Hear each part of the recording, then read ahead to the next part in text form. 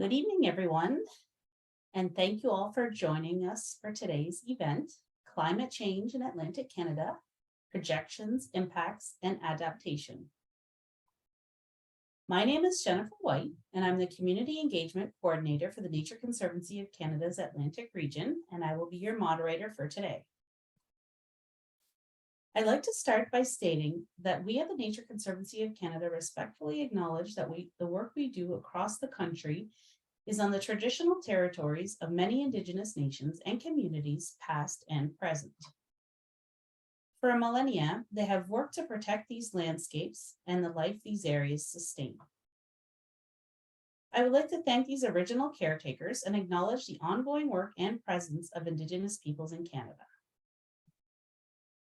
Today, we acknowledge that we are in Mi'kma'ki, the ancestral territory of the Mi'kmaq. This land is governed in part by the treaties of peace and friendship first signed by the Mi'kmaq, Wolastoqey, and Pascaramud and the British Crown in 1726. We recognize the interconnected relationships and responsibilities to each other on this land.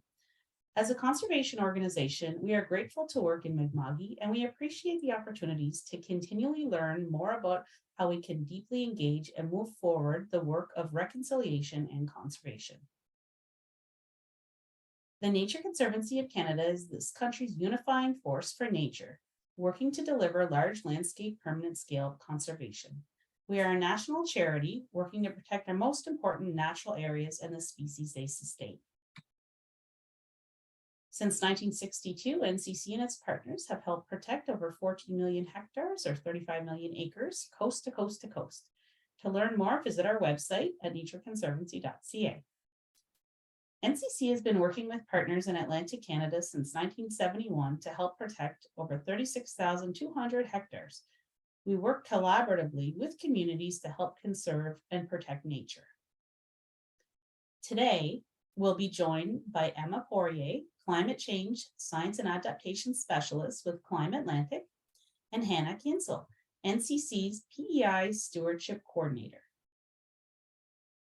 Before we begin, I would like to quickly cover a few housekeeping topics. As we are being joined by people from across the country, you may experience a temporary glitch during the live stream. We thank you in advance for your patience. Today's webinar is being recorded. We will be sharing the link to the recording after the event. We welcome you to revisit the content yourself and share it with colleagues, families, and friends. We also invite your comments and questions after both presentations. You will notice a Q&A chat box on your screen. If you think of a question for the speakers at any point, just type it in there. Include who the question is intended for, and we will answer them at the end of the webinar. At this time, I would like to introduce our first speaker, Emma Poirier. Emma is in the role of Climate Change Science and Adaptation Specialist with Climate Atlantic. Her background includes a Master of Science in Applied Science from St. Mary's University, focusing on coastal geomorphology. While working in government, academia, and now nonprofit, she has gained experience in climate change adaptation, habitat ecology, and coastal restoration, providing project coordination and data analysis. She enjoys using data and technology to understand our physical environment. The floor is all yours, Emma.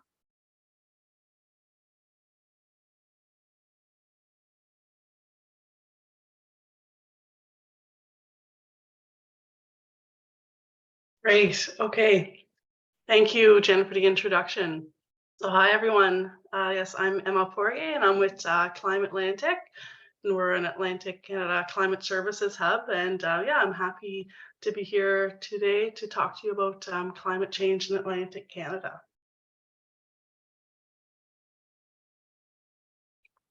So a bit about Climate Atlantic. So we're here to kind of facilitate access to regionally relevant climate information to support decision-making for all types of organizations. We're largely user-driven in that we deliver on service requests from various organizations who are looking for data, information, any kind of support related to climate information and adaptation. And we work to build capacity in the region We support ongoing work by others.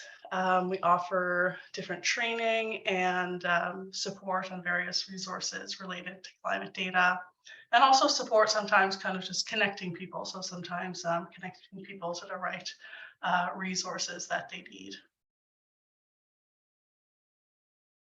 So today I'll start by giving an overview of how climate is changing in Atlantic Canada. There are some main themes that I'll go through, those being that it's getting warmer, precipitation patterns are changing, storm patterns are changing as well, and sea levels are rising. And then I'll talk about a toolkit that we offer that helps provide options for adaptation to coastal flooding and erosion. And I'll provide a few examples of natural adaptation options. So first of all, when we're talking about climate, we're talking about long-term patterns and averages of weather. So weather is what occurs on a day-to-day basis, while climate is an average of those conditions over long periods, typically 30-year periods. So how do we know that how climate will change in the future? We use model projections, and climate researchers around the world have different global climate models that they have developed that are complex simulations of Earth's climate system, including the atmosphere, oceans, and land processes. And we take the results of these different modeling centers and put them together to make an ensemble of results. So this ensemble is a group of model projections that together help us understand the long-term patterns of climate systems and gives us average conditions of future periods based on different scenarios. There is some uncertainty in projections due to both internal variability in our climate and also due to the fact that we're still changing the future based on the decisions that we take today as humans and society. Even though there's some uncertainty that does exist, it is worth emphasizing though that there's still, there is a wide consensus and we have enough information to take effective action. So one of the ways that we deal with uncertainty is using scenarios. The IPCC, or the Intergovernmental Panel on Climate Change, has come up with different plausible scenarios that could happen based on the different future socioeconomic conditions and their implication for greenhouse gas emissions. So these scenarios provide us with a range of future, future climate outcomes based on these possible trajectories. So on this graph, you see here, the gray area is the historical data. On the bottom axis, you have the years, and on the vertical axis, you have temperature. So for example, SSP1 is one scenario, which is represented in the bottom blue range, and that represents a sustainable pathway of taking the green road. So this would require strong global cooperation and a rapid shift towards renewable energy, high levels of environmental conservation, and social equity. And then SSP5, which is represented by the red range on top of the graph, that's kind of the opposite end of the spectrum and represents continued fossil fuel development, high levels of energy demand, and reliance on fossil fuels with limited environmental regulations. So today, the projections that I'll show will be the SSP5, because so far we haven't really managed to lower our greenhouse gas emissions, but we do still have the opportunity to kind of pull ourselves off of that high pathway. It's just going to take some drastic steps and reductions in emissions. And it's also worth noting that projections are very similar until the middle of the century. So we already have committed ourselves to a certain amount of warming, but it's still in our power to choose how much warming occurs after that. So let's get into some of the projections for Atlantic Canada. So these projections that I'm showing have been downscaled from global climate models specifically for Canada. And the maps that I'm going to show are from climatedata.ca. It's a website that's done by Environment and Climate Change Canada, who we work closely with. So in terms of temperatures, it's definitely getting warmer. So the map that you see shows the change in average temperature for the end of the century, again, for the high emission scenario. The lighter red that's kind of on the south shore of Nova Scotia and the eastern portion of Newfoundland represents about 3 to 5.5 degrees increase. The medium red represents about 5.5 to 8 degrees of increase, and then the northern portion of Labrador is highest at a little over 8 degrees of change. The numbers in the table, those show actual mean annual temperatures, and they're the median values of multi-model ensembles averaged across each province. So New Brunswick, which recently would have been used to mean temperatures of about 4.5 degrees Celsius, is projected to have mean temperatures of 6.6 degrees in a few decades, and then 8.8 degrees in the time period centered around the 2070s. Nova Scotia, previously 6.4, soon going up to 8.2 and then 10.2. PEI, fairly similar to Nova Scotia, and then Newfoundland would have been used to negative temperatures as an annual average, and now closer to 3 degrees. So some of the impacts that come with warmer temperatures are heat waves, human health impacts from that, wildfires, and droughts. There's lots of different variables that we can look at with temperature. So here what we're looking at is the number of days with temperatures over 30 degrees Celsius. So again, the map is showing the values of change. And for the end of the century, again, so for the increase of days over 30 degrees, and you can see where the darker colors are, that's where we're seeing more of an increase. So most of New Brunswick and PEI, Nova Scotia, with some exception of the very kind of coastal areas close to the Atlantic Ocean, and some parts of central Newfoundland, expected to have a lot more days that reach 30 degrees. And in the table, we have the actual number of days. So New Brunswick projected to have almost 30 days that reach 30 degrees about half a decade from now. PEI projected to have about 20 days per year that reach 30 degrees. Nova Scotia, a little less than that. And so this is hot days, but if we were to look at hot nights, it's very, the patterns are very similar, with temperatures more like in the 20s rather than 30, but overall more uncomfortable summer days with lack of relief overnight. And then when we look at very cold days, we see that those are becoming less frequent. So there's projected to be less days that go below 15 degrees Celsius everywhere in Atlantic Canada, with the most dramatic change being further north. So this means that winters are going to change. They're going to be shorter and warmer. So that has impacts on a lot of things. In some communities that rely on ice for transportation, for example, that's at risk. In terms of ecosystems, cold days are important for some natural cycles of the ecosystems. Reduced cold days, for example, can alter species distributions.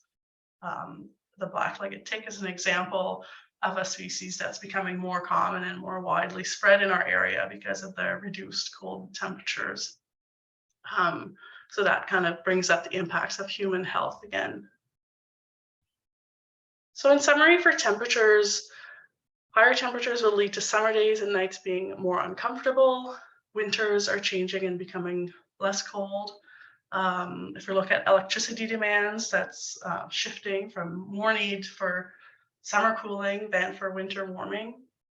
And impacts that we can expect are more heat waves, things like droughts, and that can have impacts on agriculture, for example. So shifting to precipitation now, we're expecting to see more precipitation in all 4 provinces. And this is expected in all months, but most notably in spring and winter. But it's important to understand that even though there's an overall more precipitation, it doesn't necessarily result in more available water, because when the temperatures are high, that will increase the rates of evaporation and transpiration. So the rain doesn't necessarily stay in the soil as much. And when we look at heavy precipitation days, or specifically days that have precipitation over 20 millimeters, we see an increase in those days. And if we were to look at how many days have precipitation at all, that's not changing. So the distribution of rain is projected to happen more so in kind of event-based rainfall, with more heavy precipitation days, but not more precipitation days in general. So this trend towards more intense rainfall events increases the risk of flooding during those days. So we're projected to see more total precipitation, but some of that will increase. Some of that increase will excuse me, will be during more intense events, and so we may see some of it, for example, as runoff. Another impact is that as the temperatures warm, the type of precipitation is changing. So more precipitation will fall as rain instead of snow. So that has impacts for the characteristics of our winter season. And again, there's the risk of flooding with the trend towards more intense rainfall events. So another change that we're anticipating is more intense tropical storms and hurricanes. Tropical storms and hurricanes, they need warm water to fuel them. And so when a hurricane reaches an area of cold water, it's going to lose its intensity. So now with warming ocean temperatures, that provides fuel for hurricanes to keep going further north into our region before weakening. So wind speeds are projected to increase slightly overall, but the main impact is these more intense events. So with large, powerful storms, one impact of concern is storm surge, which can have impacts on both infrastructure and ecosystems at the coastline. And on top of storm surge, you also have waves which can accompany these large storms, like we saw in Fiona. So here we see just some examples of these hazards from storms. So storm surge can cause inundations in places that we don't really want water. We see damages to infrastructure during Hurricane Dorian, I believe. Some large waves on the coast, and with storm surge and waves, we also have the impacts of coastal erosion that have to be considered. So sea level rise is certainly a consideration for most of Atlantic Canada. This picture here is actually a picture of storm surge, but pictures like this are a powerful tool to imagine what our landscapes may look like with future sea level rise, because you can kind of imagine that this level of water is just a sea level rise that will happen in the future. And then if you start imagining kind of what storm surge looks on top of that, that can help you visualize the impacts. So around most of Atlantic Canada, sea level is projected to rise between about 60 centimeters to a meter by year 2100. So sea levels are rising because of rising ocean temperatures and melting glaciers, but these values also represent, well, it represents relative sea level rise, and that takes into account that in our part of the country, the land is also going down because we're still rebounding from the last glacial period. And so when we think about these values for sea level rise, we always have to also consider that during storms, the water levels will still be influenced by storm surge, which can sometimes add about 2 meters of water. And then the impacts are always greater if say storms happen to happen at high tide.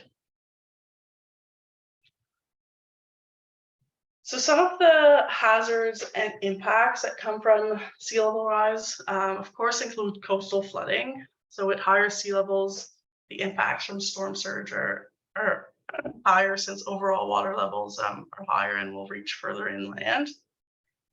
There are risks of saltwater intrusion, of saltwater getting into the freshwater supply. And there's also impacts to coastal ecosystems. For example, coastal ecosystems such as salt marshes, while they do have the ability to adapt to sea level rise by migrating, if there's enough of a sediment supply, that will be an issue if there's any kind of structures or barriers behind the marsh stopping it from moving back. So we're also seeing lots of changes in our oceans.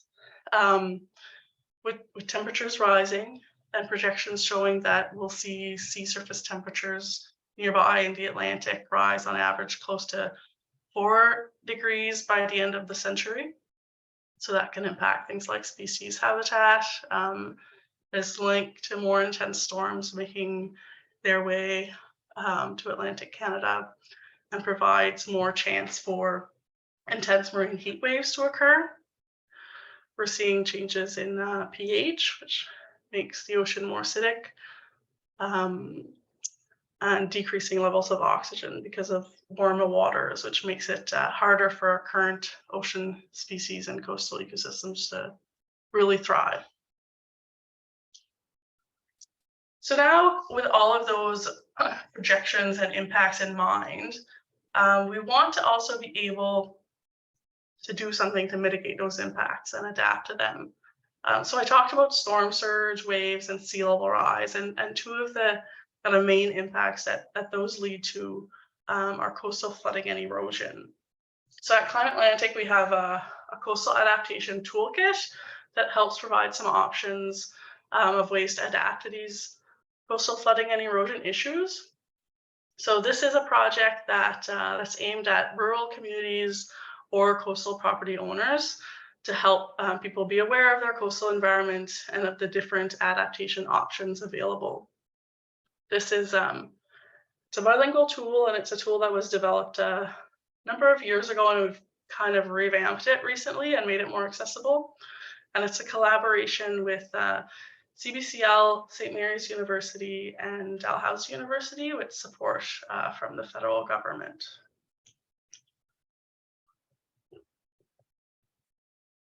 So the toolkit now is housed on our Climate Atlantic website under the tools menu. And with the toolkit, there's 3 guidance documents available to support the use of the tool and support kind of the understanding of how to choose different options. So there's one focused on selecting adaptation options. There's one that goes into detail on land use planning tools, and one that goes into detail on coastal intervention options and engineering considerations. And then there are 2 options for the dynamic online tool itself.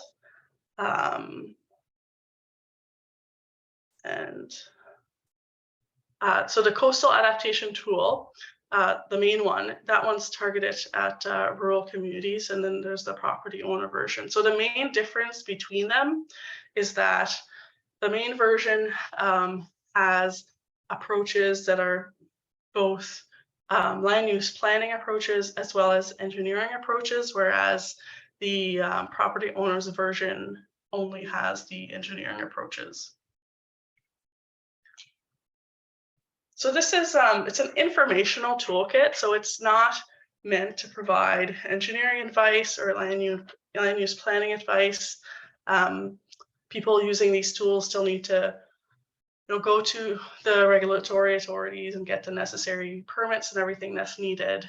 So not advice, but it is it's to help people to identify what might be the best options for your specific site. So while using the online toolkit, you'd be asked a number of questions in the tool, and you answer these for a specific site.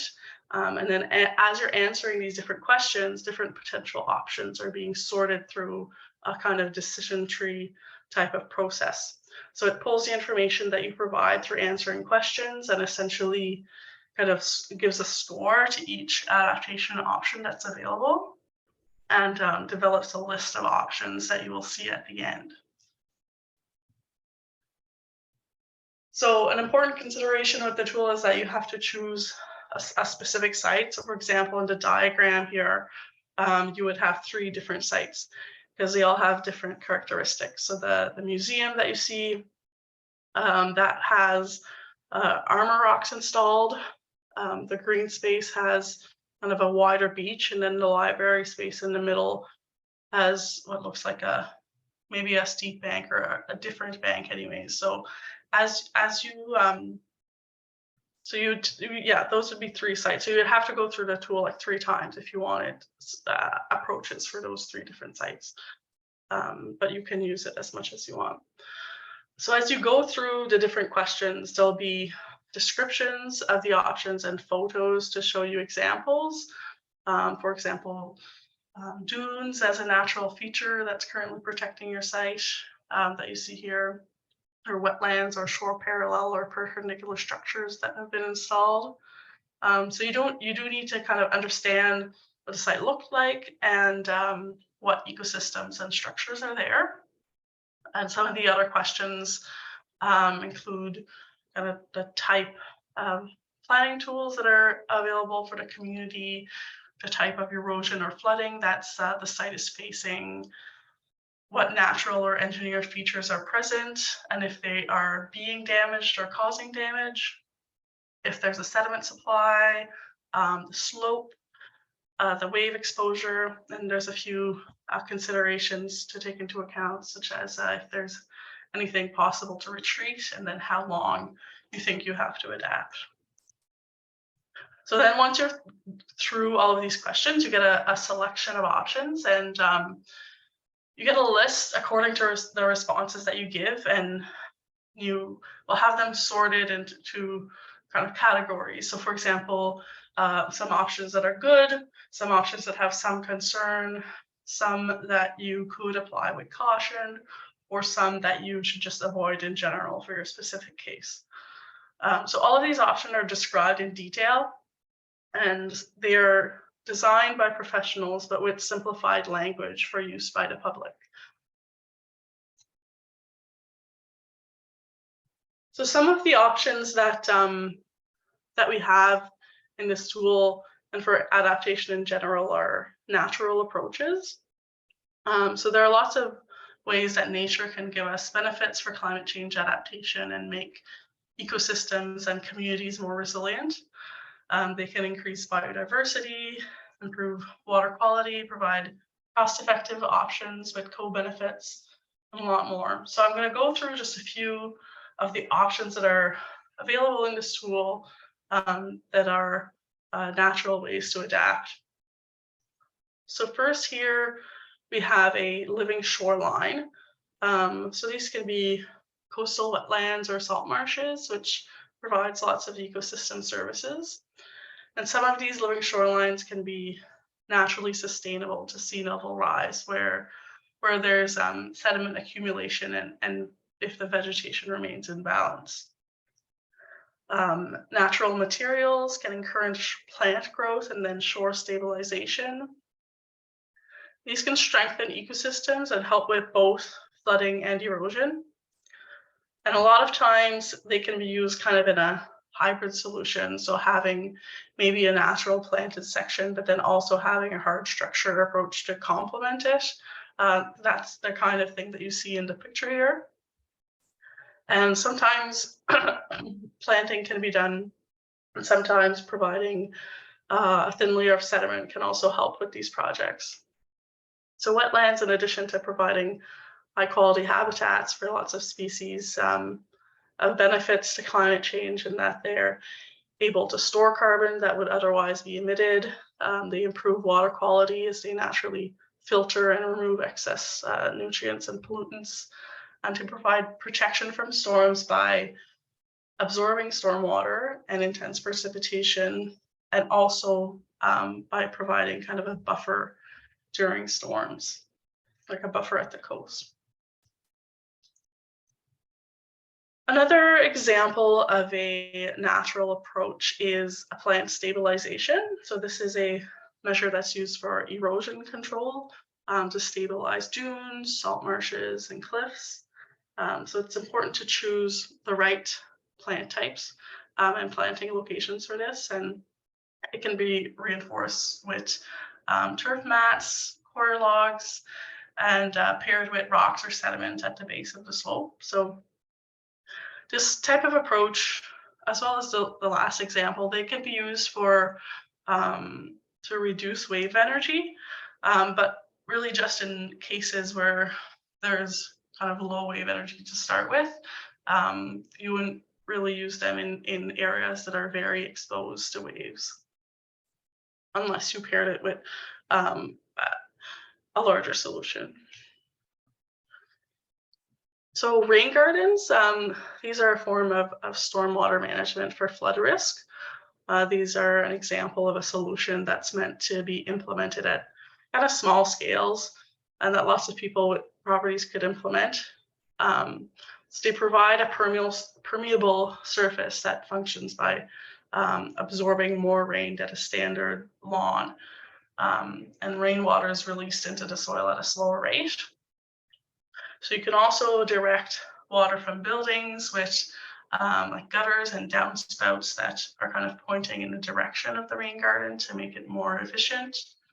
A larger version of a rain garden is a constructed wetland, and that's typically constructed in a depression in the landscape. You can install multiple rain gardens on the property, and some of the benefits or opportunities include providing habitat and biodiversity, reducing runoff, and reducing water volumes going into storm drains. So nature-based approaches are valuable ways to address climate change impacts and also promote biodiversity. They offer effective tools for both mitigation and adaptation. Forests and wetlands can store a lot of carbon in their soil and plant life, and by protecting, managing, restoring these carbon-rich ecosystems, we enable the absorption of the carbon dioxide and prevent its release into the atmosphere.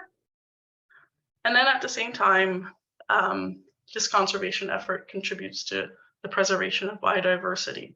So this kind of shows the interconnected benefits of nature-based approaches. So some kind of examples of actions that can be done: engaging with environmental stewardship initiatives in your area, spreading awareness about the importance of habitats like wetlands, reaching out to local organizations about community tree planting efforts, learning about sustainable farmers in your area and what you can do to help food security. And last but certainly not least, supporting policies at all levels of government that help protect oceans, coastlines, and reduce carbon emissions. So a few final thoughts as I wrap up. So Atlantic Canada is getting warmer. Precipitation patterns are changing. More precipitation, but and more focused events. Sea levels are rising and storms are becoming more extreme. And this is having and will continue to have impacts on our ecosystems and ways of life in Atlantic Canada. So knowing how climate will change and having that information really helps us make better decisions. So I've been talking, mostly about adaptation because that's what we focus on at Climate Atlantic, on kind of making information accessible so that we know what to expect and can make kind of planning decisions based on the conditions we're expecting. And we do need to adapt because we've already committed to a certain amount of warming. But really, in terms of the solutions are really in mitigation. So adaptation is about reducing our impacts from the hazards that we will face, but ultimately we also want to reduce the hazards themselves, and that's done through reducing emissions. And nature is a great option that can help us in making those good decisions and to adapting to climate change. And a lot of the natural approaches, they fall both in the mitigation and adaptation of climate change, which makes them a great option. One more thing that I want to share with you today is the networking map that we have. So this is also on the tools section of the Climate Atlantic website. And essentially it's a map with pins of different people who are involved in climate change adaptation and kind of has information about what topics they're involved in. So the purpose is to help people find the exact climate adaptation services that they require based on their needs and their location. So you can use this map to search for and connect with individuals and organizations that are working on climate adaptation in your region. And if you're involved with any adaptation projects, you can also add yourself to this map so that other people can find you and connect with you. So thank you for being here and listening. I've put my contact information up here. So if you have any questions about climate information, climate data, or adaptation in general, yeah, please feel free to reach out. We're here to help and yeah, to help you kind of sort through the resources and information that you need. And with that, I'll stop sharing, I think, and pass it back to Jen.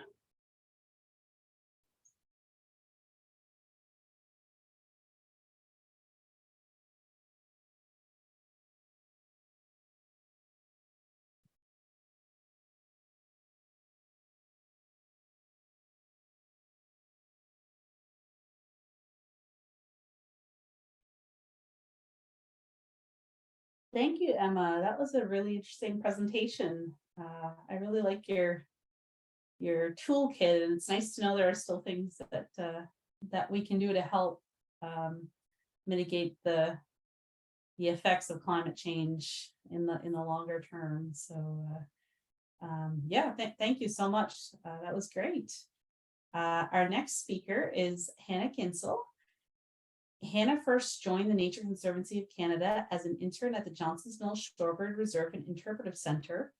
And in April 2020, she moved into her role as Conservation Assistant for PEI. Hannah is involved with stewardship of PEI's nature reserves and balance a diverse range of responsibilities, including property monitoring, fieldwork, community outreach initiatives, and volunteer support. Originally from Truro, her passion for wildlife and conservation was fostered while studying ecology as an undergraduate at Mount Allison University. She then completed a graduate degree at the University of Calgary, where she explored the impacts of aquatic invasive species on native fish populations. Hannah is excited to contribute to the protection and celebration of PEI's amazing natural landscapes. Whenever you're ready, Hannah. Thanks, Jen. I'll just pull up my screen here.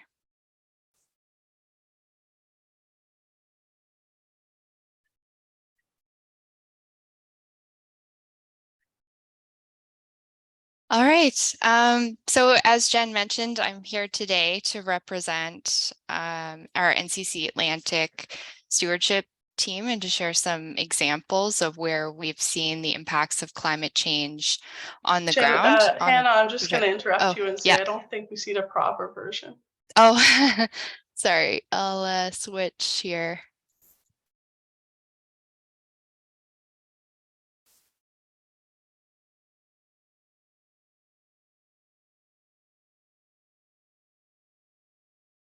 How does this look now?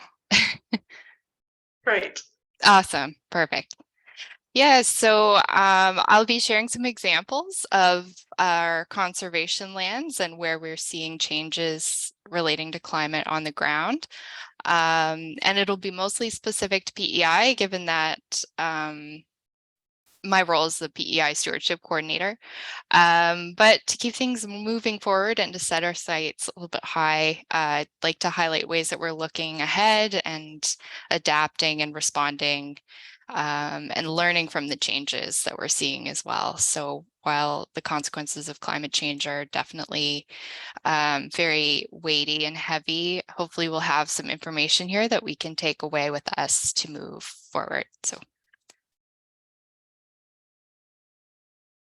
I want to start by saying that I'll narrow down my examples to just climate impacts on our coast in the time that I have here, in part given that we have some really clear indicators and before and after photos to mark these changes. But also because many of our conservation areas within Atlantic Canada are near our coastlines, as I've highlighted on the map here. And where I'm at in PEI, all of our sites are within 5 kilometers of the coast. So we definitely have a lot of exposed sites and areas where we're able to really clearly see and track change over time with changing climate conditions. So I'll start with one of the impacts that we see often, which is flooding.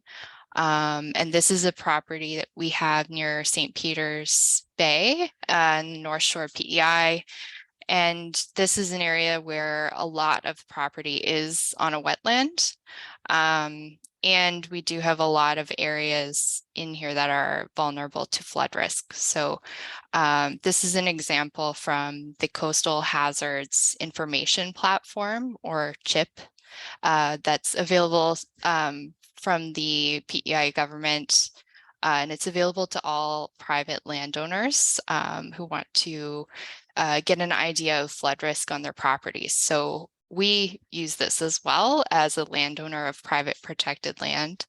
And this helps us to get a better idea of when we're planning for how we manage protected landscapes, where there might be vulnerable areas or areas that are vulnerable to flooding. So the darker orange here would be the current floodplain.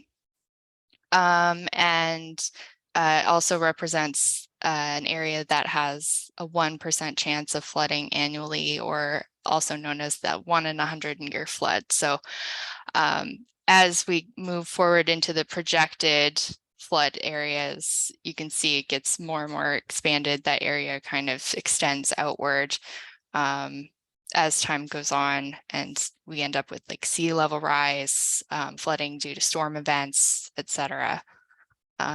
So a big reason why we, as land conservation, care about this would be because a lot of species at risk are impacted by areas that flood. So nesting birds are often at risk. We have piping plover here on our beaches. And then on the right side here, we have a plant called beach pinweed, and we see these plants growing in very specific areas on the dunes. So there are certainly areas where they may be more at risk if there are areas of our sand dunes that are breaching and flooding. So definitely something that we consider when we're looking at changes that we're going to be seeing long term.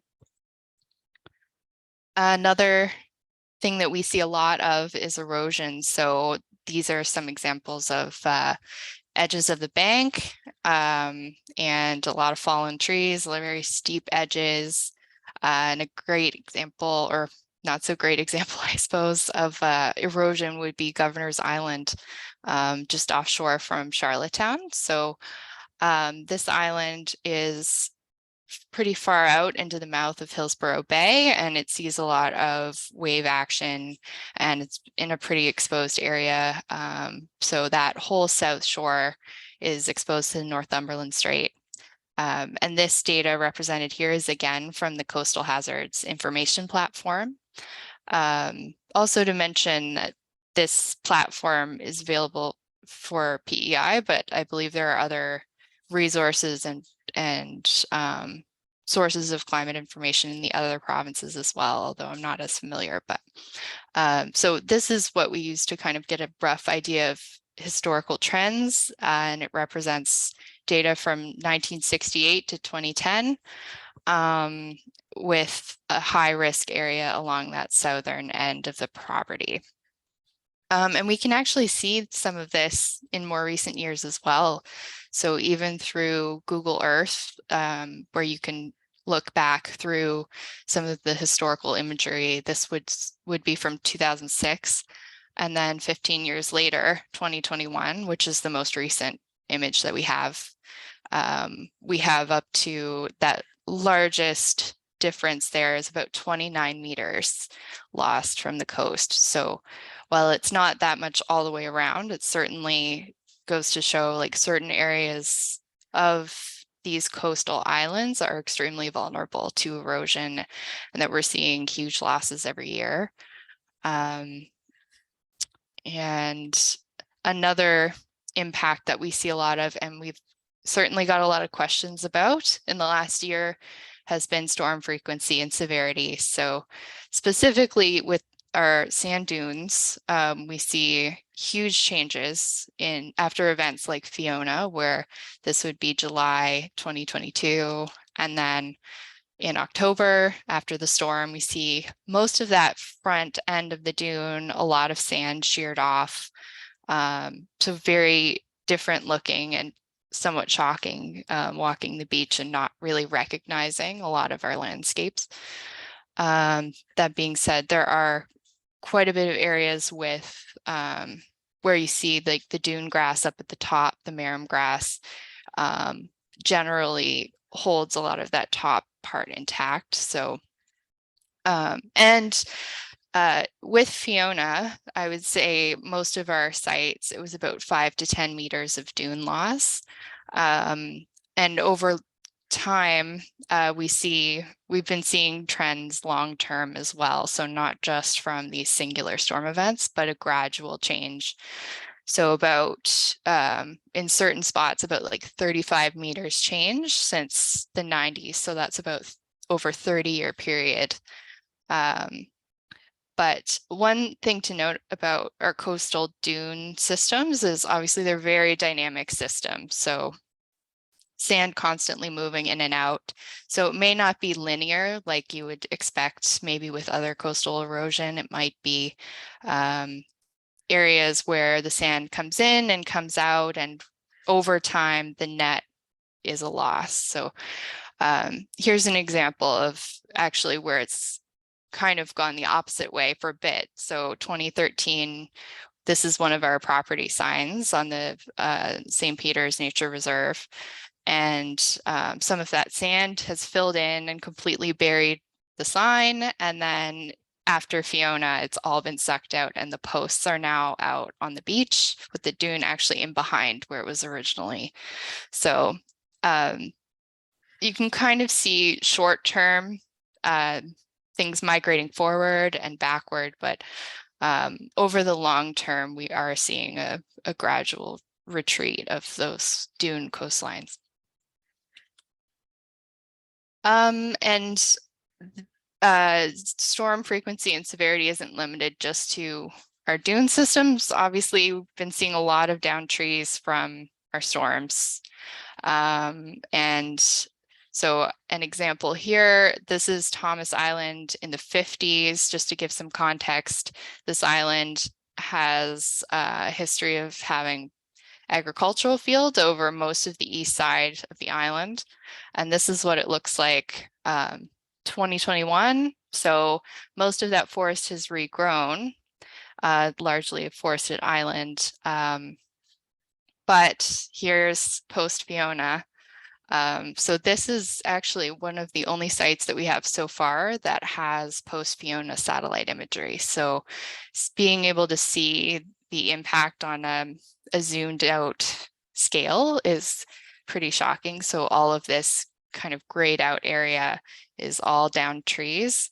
And I pointed out the field from the historical photo because that actually is an area where it would be more vulnerable to storms given the composition of the forest there. So a lot of that side of the island where it used to be a field is largely white spruce. And that tends to be the pattern of when we have fields that used to be, or when we have forests that used to be old field, they tend to regrow all same age trees in a monoculture, and then they all fall down at the same time. So that's pretty much what we're seeing here, as opposed to the west side of the island where we have more of a mix. So white spruce, white birch, red maple, those forests tend to fare better. So that kind of leads into the lessons learned from some of this, which is diversity is huge. So having forests that are, natural and rich and full of different tree species and different age classes is all something that we aim for when it comes to protecting land and potentially restoring areas where habitat has been degraded by agricultural activity over even years previous. So things that we manage with protected areas that now have forest on them. And it's also the type of forest that's going to be more resilient to storm impacts. So to sum it up as simple as possible, don't put all your eggs in one basket. When we have forests that look like on the left here would be like a plantation, obviously it's going to be a lot more vulnerable if a storm rips through and they're all equally ready to collapse all at the same time. It's a lot more damage than if we have a variation of different tree species. So we also see areas where we can protect our landscapes on the dunes, where we do some marram grass planting. So most of this restoration work on our dunes is targeted toward human activity. So areas that have been worn down by people walking on the grass, and focusing on those high traffic areas that we're trying to reinforce. But by doing that, we're also stabilizing and protecting those areas from potentially washing out or flooding. So it serves a similar purpose as to kind of stabilize those areas of the coast. And same goes for coastal forest, where we may be planting trees that are helping to hold some of that soil in place, having trees and shrubs that have deep root systems that can hold that soil in and keep the coastline intact. So all of this helps us to look forward to the future and not feel like we're swimming upstream when it comes to our changing climate. And while we do what we can to protect our coasts and keep them as healthy and resilient as possible, it's also important not to forget that they do a great job of protecting us in turn. So Emma touched on this a little bit. But our wetlands act as sponges to absorb excess water. So having these natural spaces to buffer some of these impacts is really important. We also have on our mudflats areas where we have salt marsh grasses. Those can diffuse wave action on the shoreline. And having these intact, healthy coastlines is really important, given that there's such a big reciprocal relationship in what these ecosystems offer our communities in terms of protection and adapting to the changes that we see in our climate every year. So thank you for listening, and I'll pass it back to Jen to potentially take some questions.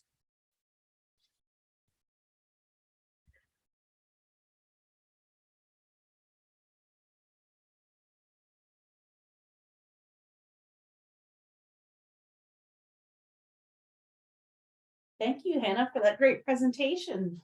I wasn't aware of this coastal hazard info platform. That looks like a kind of nice little tool, and some great information that landowners can use there to find out about their own property. So that was great. Thank you so much. So see if I can get this moving here. We're going to have a question and answer period. We have about 5 minutes. I believe we may have a couple of questions submitted. Just a reminder, if you have a question that you have and you've not submitted, you can use the Q&A chat box feature. Let us know who the question's for. We'll get through as many as we can as time allows.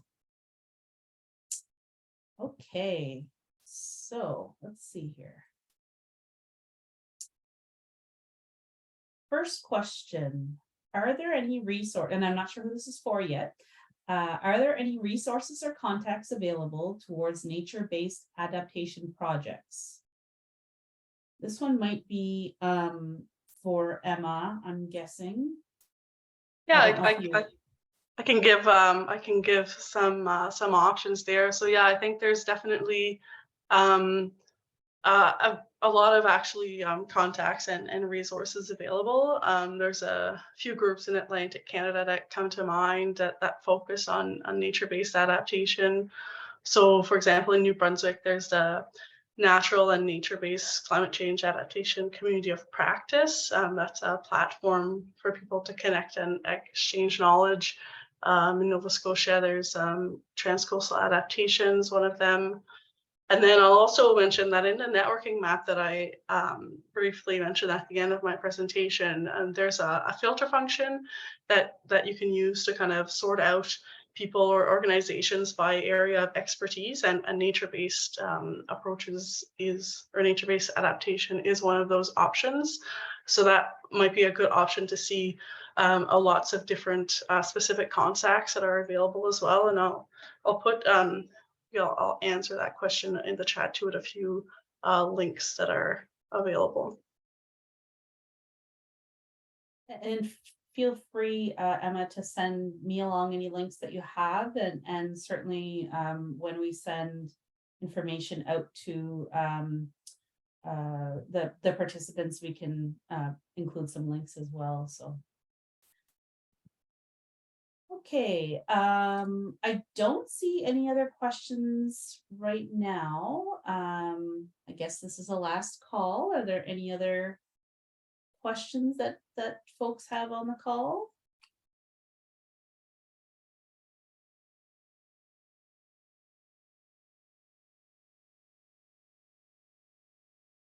Okay, if we don't have any other questions at this time, I would encourage you to feel free to get in touch with us if you do have any questions. If you have a request for future webinar, please reach out at events@natureconservancy.ca. Don't be shy. You can also reach out to me, Jennifer White, at natureconservancy.ca. For updates on future events in your area, you can check out our events page. We have conservation volunteer and other types of events listed on our webpage now, and there will be others added throughout the season. So feel free to check them out if you haven't already. In closing, once again, a huge thank you to Emma and Hannah for sharing your knowledge and insights and expertise. Thank you to Mark as well behind the scenes, and Danny, who have been helping to support the webinar as well. Just a quick reminder to all NCC volunteer stewards on the webinar that we'll be setting up a breakout room shortly, so you can remain in the meeting if you like, or if you have any questions. On behalf of the Nature Conservancy of Canada, thank you all again for joining us, and have a wonderful rest of your day. And we hope to